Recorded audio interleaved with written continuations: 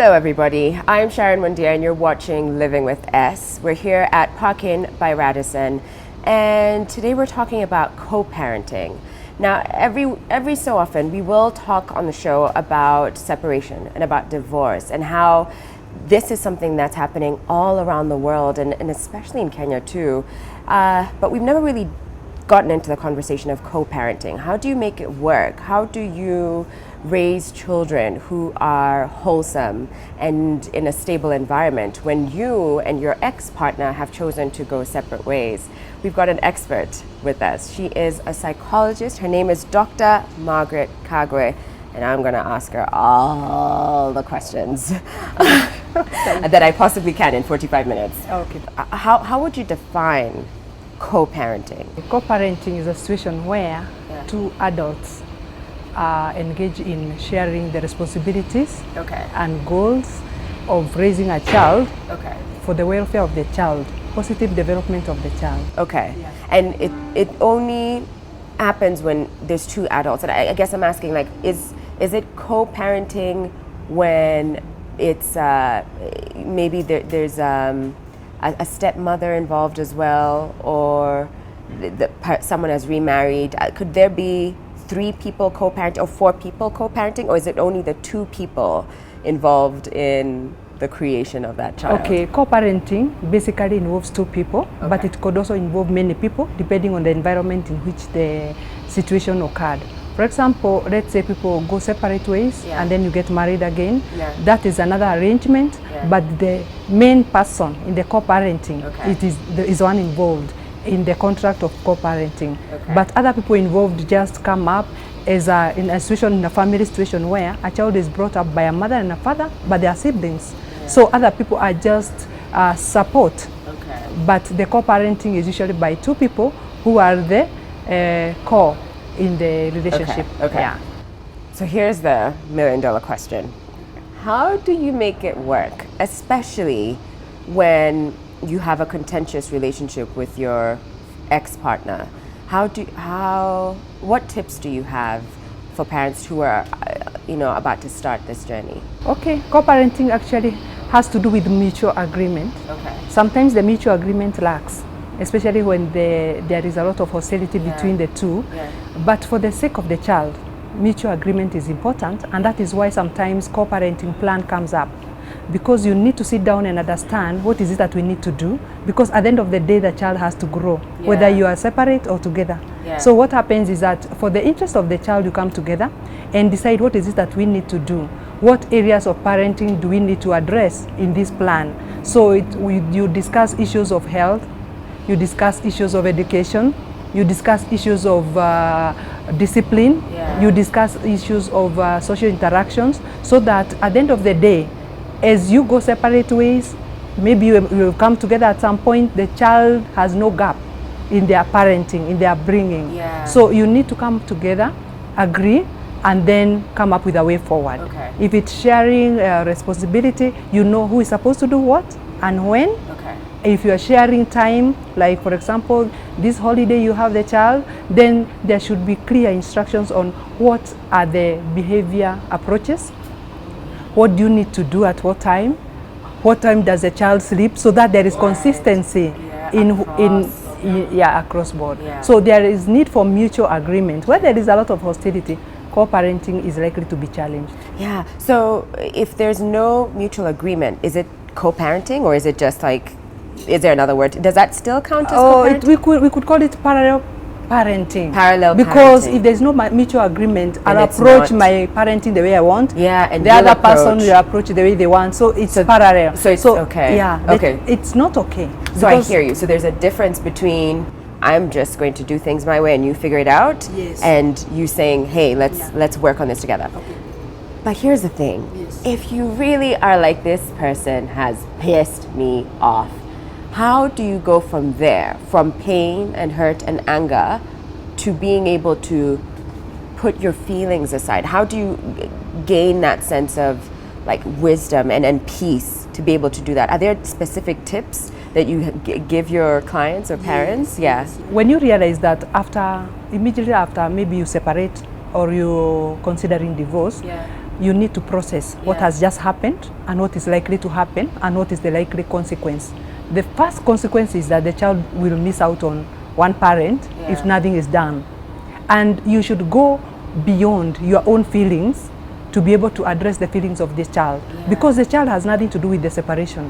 So the child needs to go on being parented by both parents as much as you are not in agreement. So I believe that for a parent to be able to come to a situation where they can co-parent, they need to address their situation. They probably need help, therapy, professional help, to be able to come to terms with what has happened and come up with a way forward in the interest of the child. Because for co-parenting to actually work, there is need for that kind of mutual agreement where both of you agree that you'll come up with a way that will both use for the sake of the child. So I believe that there is need for help if you really feel like you are struggling to accept and maybe relate to this partner after you have separated. And I like what you said, to be able to mourn that, because then you're able to put it to rest, to put it, to make peace with it, and now focus on rebuilding a new kind of family dynamic. And, and a new relationship with this partner. With the ex-partner now. It's a completely different ballgame. So you talked about a co-parenting plan. Can you break down what would be included in that? I think you touched on finances, and what should people consider when putting together? And is it actually like a plan, like stuff, they go to bed at 6, you see them every... Okay, can you break that down? The co-parenting plan is maybe a document or just an agreement. It is one that brings out what it is that you need to address when it comes to when you're parenting, especially when you're having the child alone. What are the guidelines so that you don't give inconsistent signals to the child? You want a child to have, if it's a discipline approach, you want it to be the same for both parents. So this co-parenting plan has to do with issues with education. Where will the child go to school? Are you in agreement? Health, where will the child go to hospital if they are ill? When it comes to mental health, where will the child go for help when they need it? And when it comes to maybe even sleeping hours, maybe even when they do something wrong, what do you need to do? Is it time out? Or is it just a talk? Or is it you seek therapy? Whatever you need to do, you need to have it in the plan. So you need to come up with a comprehensive plan, including sharing time, church. Does a child go to this particular church or this particular church? Or no church at all. Like, what if someone's like, I'm not even feeling that anymore? But my question to you is, Dr. Margret, how do you sit and agree with someone? What happens if we cannot see eye to eye? What if maybe someone's disciplining methods are so different from mine? Someone is like, nope, I'm bringing in the rod and I will beat that child into, being in the straight and narrow. And I'm like, no, I do not advocate for that. How do you find a middle ground? I think at the end of the day, sometimes you need help from a person, like for example, a professional.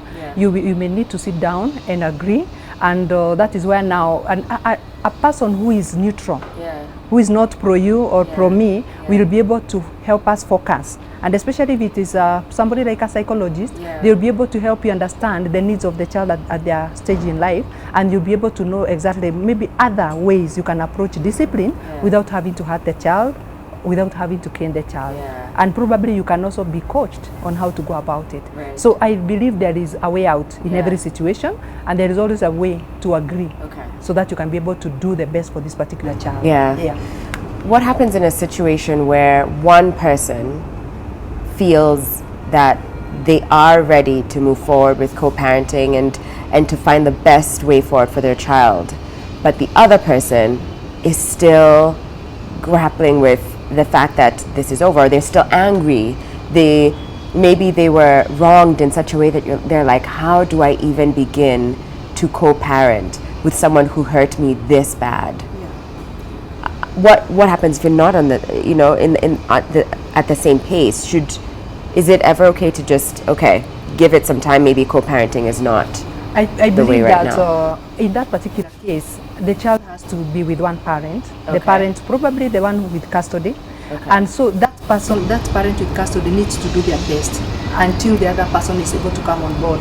Because if you bring the other person on board when they are not ready, then they are likely to work against the whole co-parenting plan and the whole co-parenting idea. Because the co-parenting idea is for the positive development of the child, and the interests of the child come first. So it doesn't matter whether you are angry or not, the child does not require to know that. So you need to look for other forums where you can address your personal issues. Personal hurts need to be addressed elsewhere. But when it comes to co-parenting, you are bringing your best, you are bringing your all for the sake of this child. So there is need to separate yourself from this kind of relationship you're coming up with. Explain to me why it's important to co-parent for the child. Why it's important for the child. It is very important to co-parent for the child. Especially the child needs the voice of the mother and the father. They need to watch, they need to hear, they need to be nurtured by both. For example, let's say we are talking about a boy. The boy needs the presence of the father as a role model, and the little things the father says or does affect the child emotionally. Sometimes the father is the one to help the mother understand the needs of a child at a particular stage in life. So it is important to parent because the emotional needs and the physical needs of the child and the cognitive development of the child requires that both parents are there so that the child can pick from this one on particular issues, they can pick on this one on particular issues. Research has shown that girls who are parented by their fathers have higher self-esteem than girls who have their fathers missing in action. So it is important to parent together so that you can provide every kind of engagement to the child from both genders. At the end of the day, the child will be interacting with both men and women in their future. They might also get married, but they will need to understand and to relate with both people of both genders. They need to be instructed by people from both genders. So it is important for either boy or girl to be parented by both parents because of the roles they take and also the interactions that they have. They pick from seeing, from hearing, and from the whole engagement when they are as a family.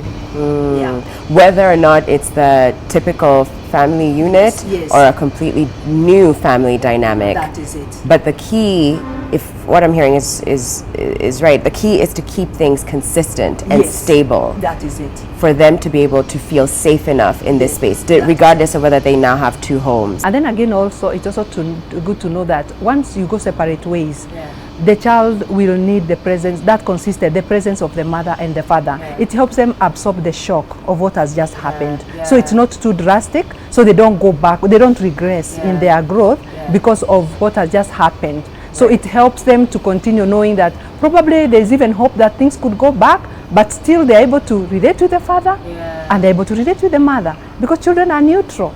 They would want a situation where both mother and father are there. So if you can provide that situation, it will help them even probably process what has gone on and even accept that it is okay. Love that. Got Dr. Margret Kagwe here with me, a psychologist, who in the past has also been the mediator, the person helping parents co-parent and figure it out, which is such a tricky place. So, are there certain age groups, certain ages where co-parenting needs to be treated a little bit different? Whether you're dealing with children who are in their 30s versus their teens versus early, 5, 6, 7, or babies. Does co-parenting change in its dynamic at all? Can you tell me, give me examples? When you look at the development of a child, stages of development, at different stages they have different needs. For example, the needs of a child who is a toddler is to trust. This child needs consistency in approach. For example, if a child cries when they are ill, if they get attention they require, they learn to trust. So when there's co-parenting is involved, there is need for that knowledge that this child will cry when they are hungry. This child will cry when they are sick.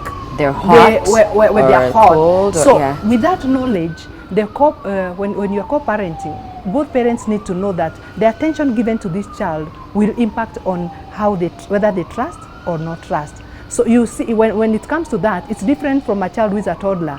Now the one running around.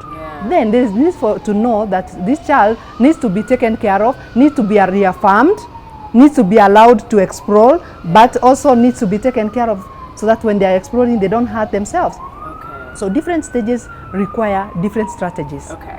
What about teens? Because I feel like there you're dealing with people who it's a completely different ballgame. They could just outrightly be like, actually, Mom, I think you're wrong, okay? And I'm off to hang with Dad. Or so how do you co-parent then when there's strong opinions coming at you and formed beliefs and there is character? Need for parents to actually know what it is they are getting themselves into.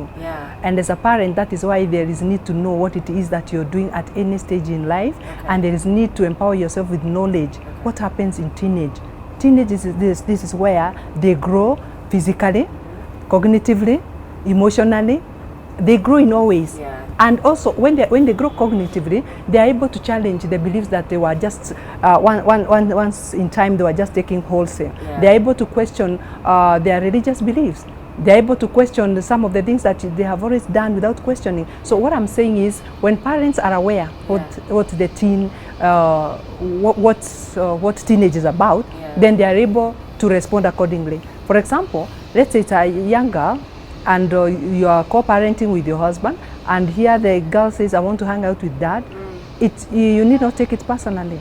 You need to understand there is a problem, there's a reason behind why they probably request to do that. So when you are empowered with knowledge at every stage in life, and the tasks that the children are navigating, especially during teenage, they are trying to find their identity.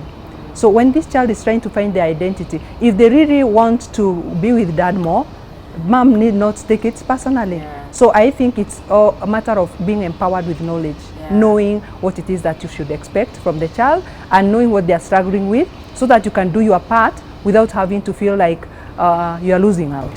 So when they're teens and they're growing cognitively and mentally and emotionally, is it advisable to include them in the co-parenting plan and to sort of ask for their advice? What do you think?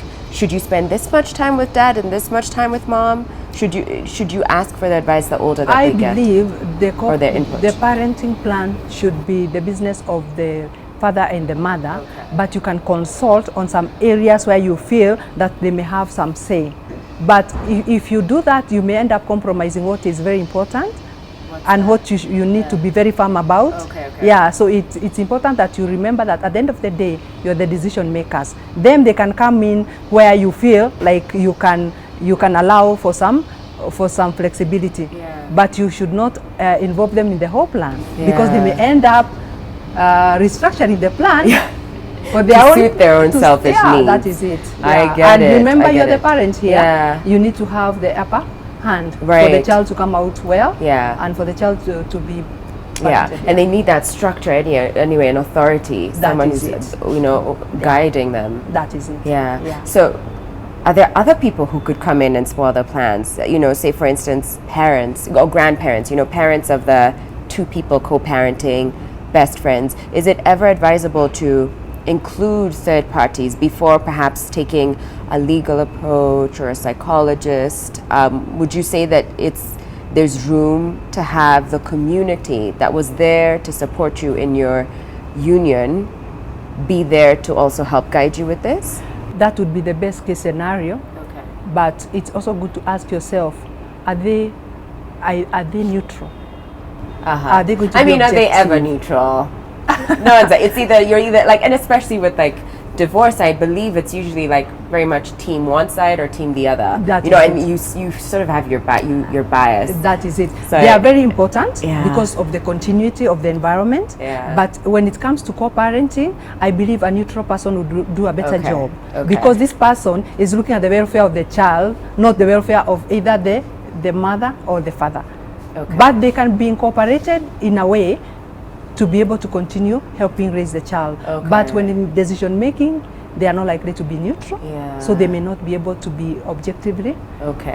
So for instance, you could say that in the co-parenting plan that you think it's important that the children spend time with both sets of grandparents, and include that as they visit the grandparents every other weekend or something That is as it. part of the deal, That so that would they be- form relationships. Yeah, that would be very healthy. Okay. That because grandparents, Yeah. aunties, uncles are part of the family. Yeah. So I believe they need to also factor that in Yeah. the co-parenting plan. And is it important to also communicate what's in the co-parenting plan, so that whatever was decided upon, you know, Yeah, let's say for sticks through example, different it is homes? on the side of the mother. Okay. The mother has the responsibility to ensure that what goes on Okay. with the child when they go to the grandmother's side, Okay. it's what is in the plan, so that the child does not get mixed signals. Yeah. Yeah. Okay. Yeah. Let's go back to blended families and co-parenting in that space. I guess I'm trying to see how many people can have a say or should be involved in this plan to begin with. If you are separated and I guess soon after your partner your ex-partner has another partner, how involved should they be? You know, the new partner, the new person in this blended family. How involved should they be in this co-parenting plan?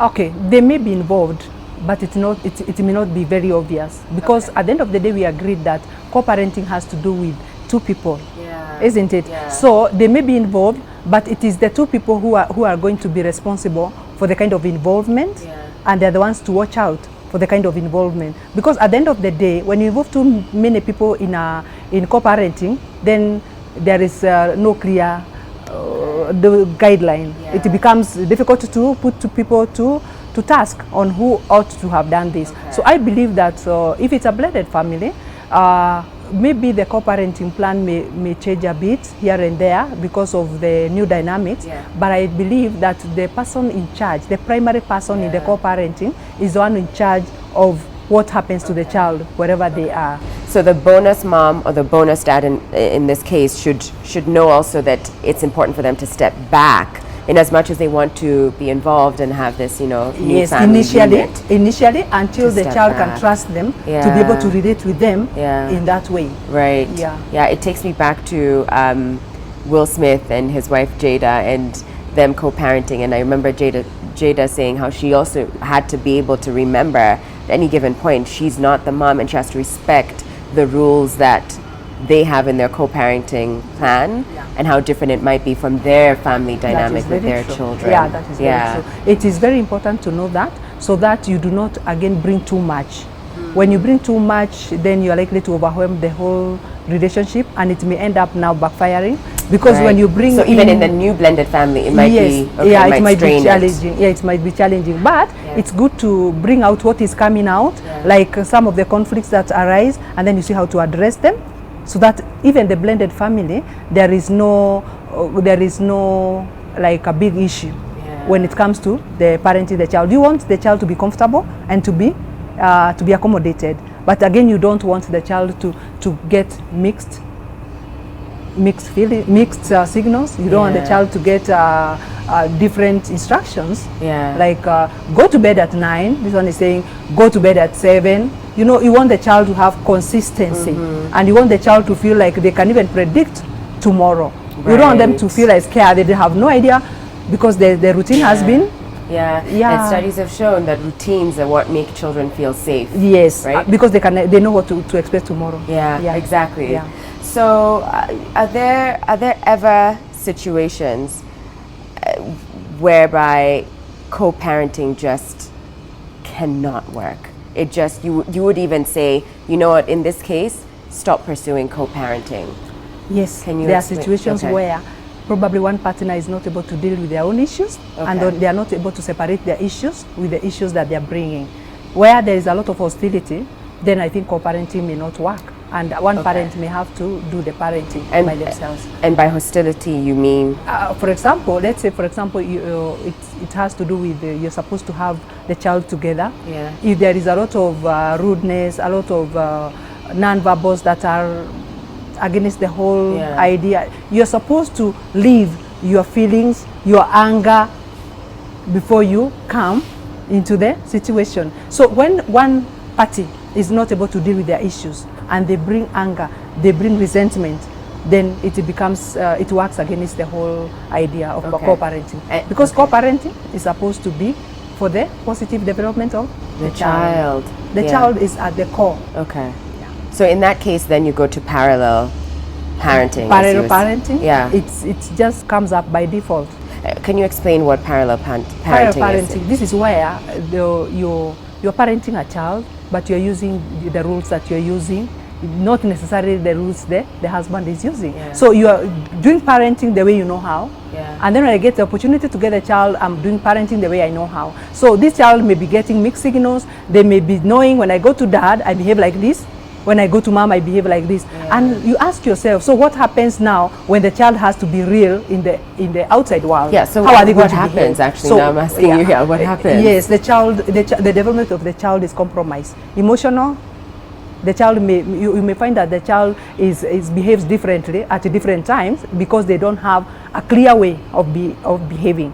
They don't even know how to behave. Probably the father does not tolerate crying. So when you feel sad and you want to cry, you just have to hold it in. Right. So you see, the child needs to be guided on how they should behave, on what is appropriate. And when there is parallel parenting, the signals are very different. And so the child is left to either behave the way they want or even to behave the way they feel, which may not be appropriate, and which may not work for them in the future. So what I'm saying is parallel parenting works against the child. But co-parenting works for the child. Works for the child. Trying to understand how best to raise children and to make sure that your parenting manifesto and styles are aligned with your ex-partner so that it's the ultimate space and environment for your child or children. Yeah. And I've been with Dr. Margret, who's been trying to dissect and unpack it all for me. And I'm curious to hear from you, from the parents who you've helped and guided through this process, what have been the things that to them they shared as, this is the moment at which it clicked for me, or this is what I saw, or this is what for me changed my perspective, and I went from feeling hurt or pain or angry to being able to put that aside and deal with it separately and focus on the child. Are there moments, pivotal moments, where you can recount for us? Yes, especially when the parents have handled parents who have gone for therapy, and so they reach out to see how they can be able to be useful in the co-parenting. And at a point in time where you're told to put yourself in the shoes of your child, then it clicks that the child needs no gaps in parenting. The children have nothing to do with what is happening in your relationship, and so it is important to put aside what is happening in the relationship to continue parenting the child so that that child does not miss anything in their growth. For example, if let's say you separated at a time when this child is in primary school, the child does not miss anything from either the father or the mother as they grow, so that they don't have any parenting gaps. Right. So I've seen parents who feel like they have let their children down, even in the relationship, because they were looking after their own interests first, and they forgot there is a child here who is growing and looking up to them, both the father and the mother, for guidance, and looking up to them like these are my protectors. So part of the protection is separating yourself, separating your feelings, so that you can be able to address the feelings of the child. Like you sacrifice, I'm going to meet the father, I'm going to behave well for the sake of my child. So I've seen parents who do that because they realize and they put themselves in the shoes of their children, and they realize the children have nothing, they're not to blame for the whole situation, and so they need to come through for the children. Wow. So when it's the moment they realize that they, what it's like for the child, put themselves in their child, in the child's shoes, and realize that this child is confused and wondering, so what next? Right. And this child has had the father throughout their life, and here the father now is going away. So the need to bring the father, even if it's in a different environment, it's reassuring and it absorbs some of the shock that comes with separation and maybe potential divorce. Or vice versa, when the mother steps away too, that must be so heartbreaking too. So would you say that if co-parenting is done well, that it would be the same as raising, that you would not be able to pick out a child who was co-parented from a child who had both parents present in the traditional mother, father, children, family dynamic. If it is done well, it is not possible to differentiate. That they will still be well-rounded. The child will identify with the dad and the mom. Even in when they are talking to their children, they will say, my dad.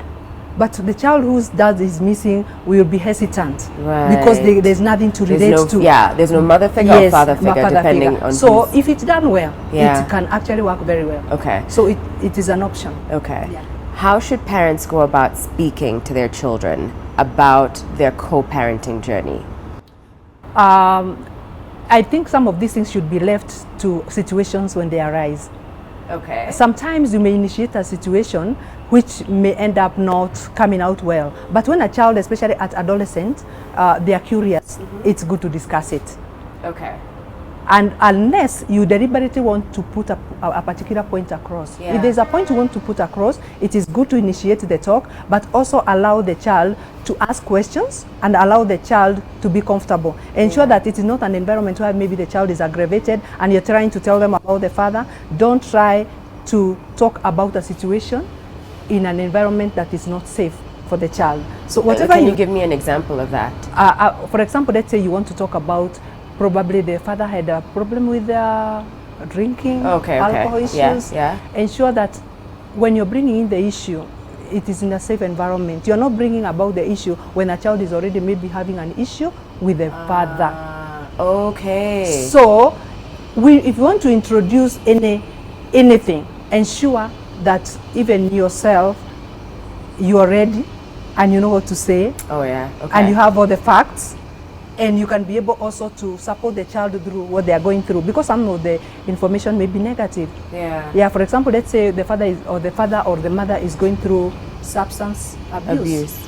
The child needs to know, and probably they also need to know what they can be able to do to support. So I think when you're interacting with the child, it depends on the age and the information that you're giving. So you need to be careful, and you need to also look at your motivation, so that you're not motivated by protecting yourself and making yourself look good at the expense of the other partner, of your ex-partner rather. So is there ever a situation where you should be open about it, that you are from the onset not trying to shroud this topic in shame or make it so taboo, and sort of remove the stigma? Because sure, at adolescent age the questions might be a little bit more sophisticated and you're like, oh my goodness, how do I answer this? But I think even as a 3-year-old, a 5-year-old, questions of like, Mom, Dad, how come Mom doesn't live with us? Or how come I only see Dad this many times? So I was curious to know if you'd advise parents to sort of just from the onset be very open and have the conversations, sort of preempt those conversations, like, this is just how our family is. I believe it is important. It is very important, especially by the time you come to separation, there has to be things that are happening, and the children are part of what is happening. And I believe that when by the time you reach separation, it's a process. And it's a decision that you reach. So children should be part of this decision, and they should be informed that we are going to have a new arrangement because of A, B, C, D. And that is why I'm saying sometimes it's also important to ensure that you have a neutral person, probably a therapist, to be able to help you with dealing with what comes out of it. The child may react in a way you didn't expect. So what I'm saying, it's important for the child to be informed every step of the way, but ensure that the environment is safe for you to be able to address what comes out of it. If the child decides to start hitting you and tell you, Mom, you are responsible for this, so how do you react?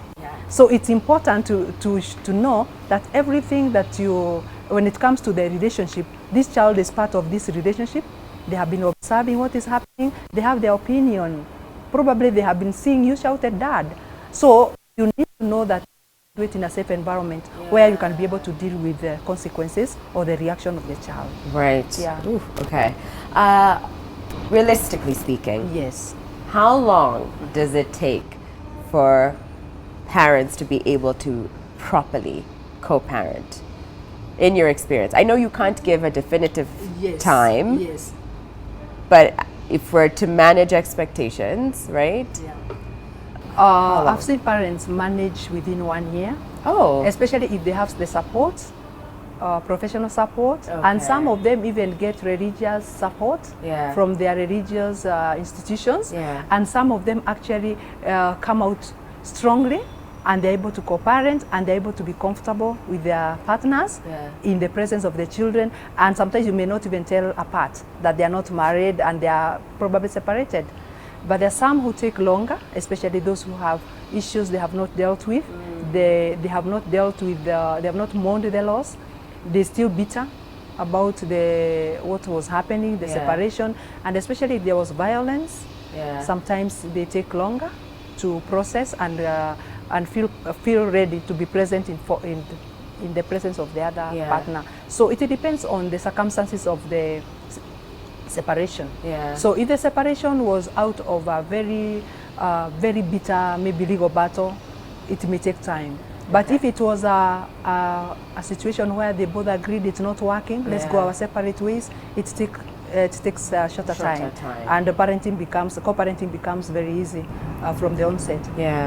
So you had said earlier that there's some moments in which co-parenting won't work.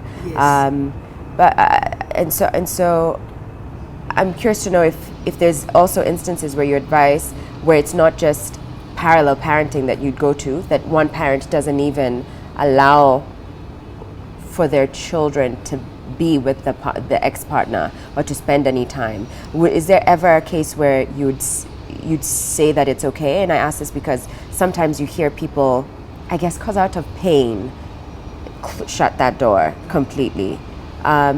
So is there ever a time where that's okay? Or is it like, no? I believe sometimes it's okay, especially when there is violence. Abuse, sexual abuse. If, let's say, the child, for example, let's say you're talking about a child who has been abused by the dad. How do you get this child to come to the father for parenting? So there are some situations, but those situations should be evaluated by a very neutral person. There is need for help to understand the situation. But where there has been violence, sexual violence, and things like that, I think that is a situation where the child needs to be protected. So if the child's safety is at risk, then forget the whole story for now. And until a situation where you'd probably feel that things are different. But basically, the interest of the child, if there was violence, if there was any kind of abuse, I believe that the interest of the child requires that the child is taken away from that kind of parent. Would you say that there are certain institutions that would need to know of your co-parenting situation, whether that's actually maybe you could say school, church? It depends. If, for example, you're dropping the child in the morning and the father or the other partner is picking the child in the evening, the school needs to know. But it's only good to inform when it's necessary. So people don't need to know. You don't have to go telling everybody who does not even need to know. It's important to tell those who really need to know so that they can understand the arrangement. And I guess going back to child safety, I can imagine it would be odd if you didn't alert the school.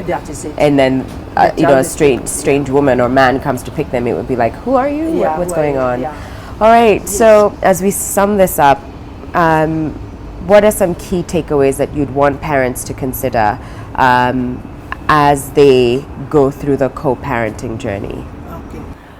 The most important thing is that co-parenting is very important, especially for the child, because the child has both the father and the mother in their lives, and they're able to learn from them.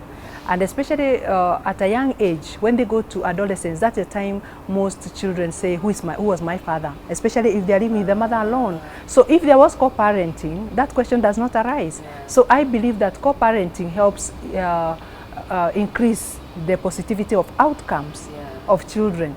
If when it comes to cognitive development, behavioral development, and emotional development of the child, co-parenting helps in ensuring that these children are well moderated. So, and also co-parenting has challenges, just like parenting, the way we know it. So when there are problems, I believe co-parents just remember that even parenting in the ordinary way, there are problems. So they need to be sorted and conflicts that arise need to be addressed as soon as they arise, so that you do not look at it like, oh, it's happening because we couldn't then agree in the first place. So it's good to know that parenting is a journey for any other person. So if there are conflicts, resolve them.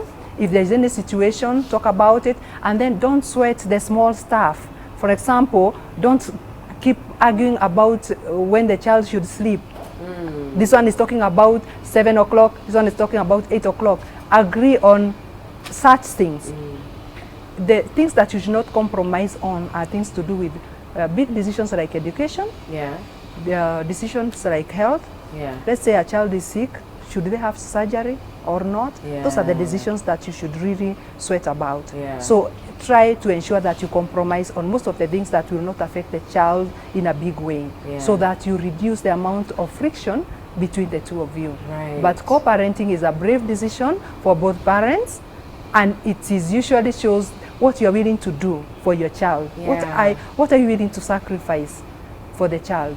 So for me, co-parents are my heroes. Oh, beautiful. Oh, that's such a beautiful way to sum it up. Co-parenting, co-parents are heroes, especially when they've managed to do it well and they become friends. That is it. You know, and are able to just like focus all their energies and their love and their time towards bringing up the best possible human being into society. That is it.